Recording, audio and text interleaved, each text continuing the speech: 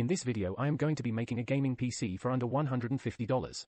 I got this one for $26 from eBay, which was a complete steal. So opening this PC up, I was surprised to see that the PC already had a 250GB WD Blue HDD in it, as the listing said that it would not include a hard drive. But I'm not complaining. Going into system specs, I was thrilled to see that it actually came with a Core i5-3470.